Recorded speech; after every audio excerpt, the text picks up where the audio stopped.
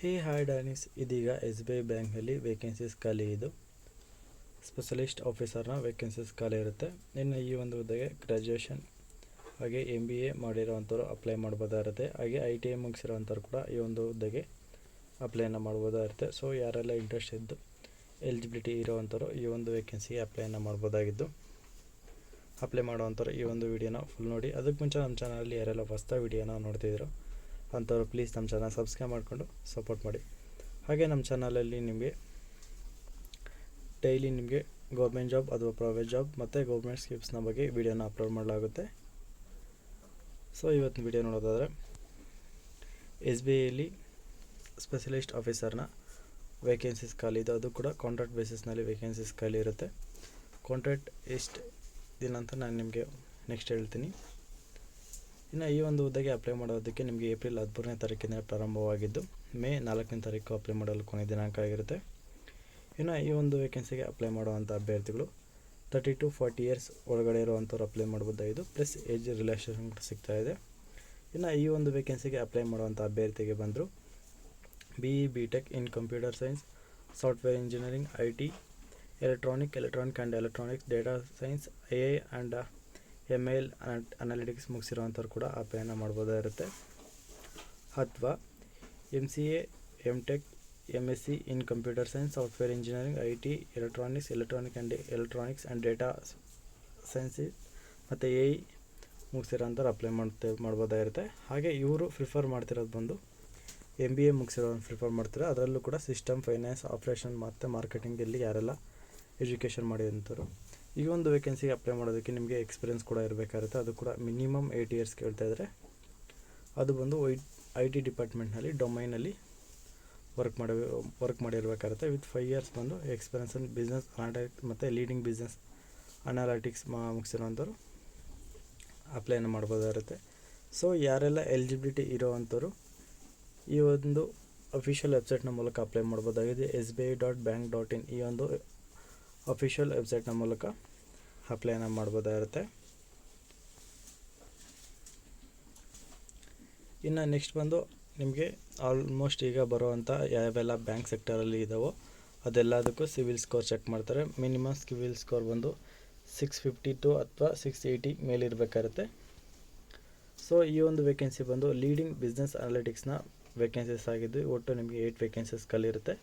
ಇದರಲ್ಲಿ URಗೆ 5 vacancies, OBCಗೆ 2, SCಗೆ 1 vacancy ಖಾಲಿ ಇದ್ದು, PWBDಗೆ ಕೂಡ 1 ವೇಕೆನ್ಸಿ ಸಪ್ರೇಟಾಗಿ ಖಾಲಿ ಇರುತ್ತೆ, ರಿಸರ್ವೇಷನ್ ಮಾಡಲಾಗಿರುತ್ತೆ. ಇನ್ನು ಈ ಒಂದು ವೇಕೆನ್ಸಿಯಲ್ಲಿ ಬಂದು ನಿಮಗೆ ಮುಂಬೈ ಅಥವಾ ಎನಿವೇರ್ ಇನ್ ಇಂಡಿಯಾನಲ್ಲಿ ನಿಮಗೆ ಪೋಸ್ಟಿಂಗ್ ಇರುತ್ತೆ. ಇದು ಕಾಂಟ್ರಾಕ್ಟ್ ಬೇಸಿಸ್ನ ಹುದ್ದೆ ಆಗಿದ್ದು ನಿಮಗೆ ಸೆಲೆಕ್ಷನ್ ಬೇಸಿಸ್ ಬಂದು ಶಾರ್ಟ್ ಲಿಸ್ಟ್ ಆ್ಯಂಡ್ ಇಂಟರ್ವ್ಯೂ ಮೂಲಕ ನಿಮ್ಮನ್ನು ಡೈರೆಕ್ಟಾಗಿ ಆಯ್ಕೆ ಮಾಡಲಾಗುತ್ತೆ. ಯಾವುದೇ ಎಕ್ಸಾಮ್ ಇರೋದಿಲ್ಲ. ಇನ್ನು ನೆಕ್ಸ್ಟ್ ಬಂದು ಏಜ್ ರಿಲ್ಯಾಕ್ಸೇಷನ್ ಬಂದು SC STಗಾದರೆ 5 ಇಯರ್ಸ್, OBCಗಾದರೆ 3 ಇಯರ್ಸ್, ಯಾರೆಲ್ಲ PWBD ಕೆಟಗರಿ ಇರೋವಂಥವ್ರಿಗೆ 10 to 15 ಇಯರ್ಸ್ವರೆಗೂ ಇರುತ್ತೆ. ಇನ್ನು ನೆಕ್ಸ್ಟ್ ಬಂದು ನಾವು ಬೇಕಾಗಿರುವಂಥ ಎಜುಕೇಷನ್ ಕ್ವಾಲಿಫಿಕೇಷನ್ ಆಲ್ರೆಡಿ ನೋಡಿರೋದ್ರಿಂದ ಇದು ಏನು ಮತ್ತೆ ಹೇಳೋ ಅವಶ್ಯಕತೆ ಇರೋದಿಲ್ಲ. BE BTech ಮತ್ತು MCA ಅಥವಾ MTech ಮುಗಿಸಿರೋವಂಥವ್ರು ಯಾರೆಲ್ಲ ಇದ್ದರೂ ಅಪ್ಲೈ ಮಾಡ್ಬೋದಾಗಿರುತ್ತೆ. ಮತ್ತು MBA ಮಾಡಿರೋವಂಥವ್ರು ಕೂಡ ಅಪ್ಲೈ ಮಾಡ್ಬೋದಾಗಿದ್ದು, ನಿಮಗೆ ಸರ್ಟಿಫಿಕೇಟ್ ಬಂದು PMP ಮತ್ತು CBA ಈ ರೀತಿ ಸರ್ಟಿಫಿಕೇಟ್ ನಿಮ್ಮ ಬಳಿ ಇರಬೇಕಾಗುತ್ತೆ.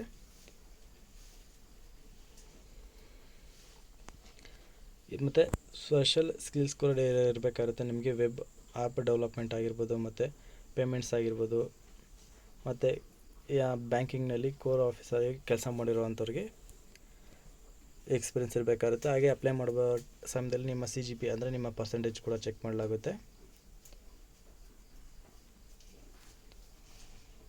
ಈ ಒಂದು ಶಾರ್ಟ್ ಲಿಸ್ಟ್ ಹೇಗೆ ಮಾಡ್ತಾರಪ್ಪ ಅಂತಂದರೆ, ನಿಮ್ಮದು ಎಜುಕೇಷನ್ ಹಾಗೆ ನೀವು ಎಷ್ಟು ಎಕ್ಸ್ಪೀರಿಯೆನ್ಸ್ ಇದೆ ಅನ್ನೋ ಆಧಾರದ ಮೇಲೆ ನಿಮ್ಮನ್ನು ಶಾರ್ಟ್ ಲಿಸ್ಟ್ ಮಾಡಲಾಗುತ್ತೆ. ಶಾರ್ಟ್ ಲಿಸ್ಟ್ ಆದಮೇಲೆ ನಿಮ್ಮ ಇಂಟರ್ವ್ಯೂಗೆ ಕರೆ ನೀಡಲಾಗುತ್ತೆ.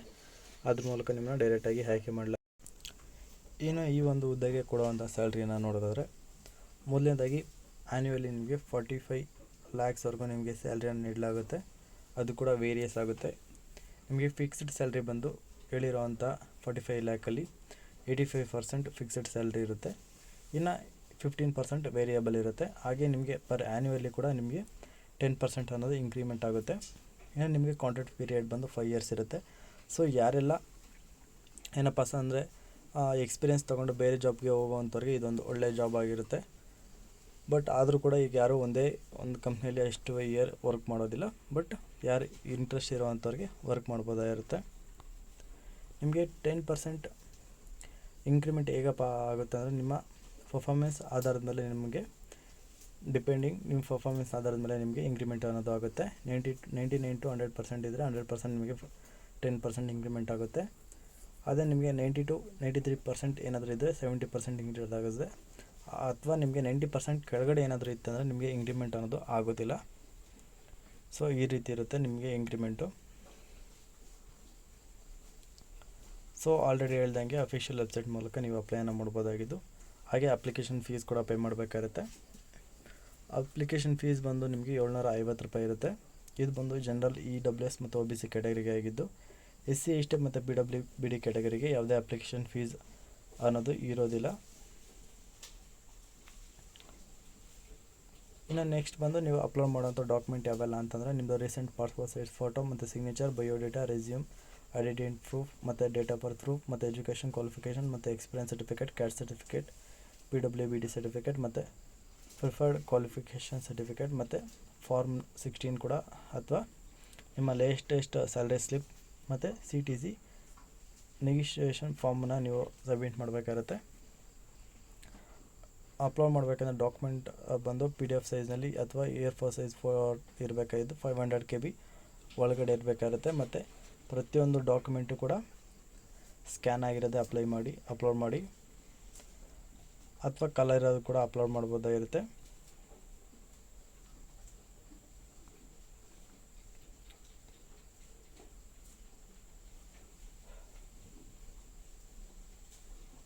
ಅಕಸ್ಮಾತ್ ನಿಮಗೆ ಏನಾದರೂ ಅಪ್ಲೈ ಮಾಡಬೇಕಾದ್ರೆ ಏನಾದರೂ ಪ್ರಾಬ್ಲಮ್ ಆದರೆ ಅಥವಾ ಏನಾದರೂ ಎಂಕ್ವೈರೀಸ್ ಇದ್ದರೆ ಇಲ್ಲಿ ಕಾಣುವಂಥ ಅಫಿಷಿಯಲ್ ವೆಬ್ಸೈಟ್ಗೆ ನೀವು ಕಾಂಟ್ಯಾಕ್ಟ್ ಮಾಡ್ಬೋದಾಗಿರುತ್ತೆ. ಪ್ರಿಂಟಿಂಗ್ ಟೈಮಲ್ಲಿ ಏನಾದರೂ ಎರರ್ ಬಂದರೆ ಅಥವಾ ಅಪ್ಲಿಕೇಶನ್ ಫೀಸ್ ಪೇ ಮಾಡಬೇಕಾದ್ರೆ ಎರರ್ ಏನಾದರೂ ಬಂದರೆ ನೀವು ಕಾಂಟ್ಯಾಕ್ಟ್ ಮಾಡ್ಬೋದಾಗಿರುತ್ತೆ. ಸೊ ಇದಾಗಿರುತ್ತೆ ಇವತ್ತು ವಿಡಿಯೋ.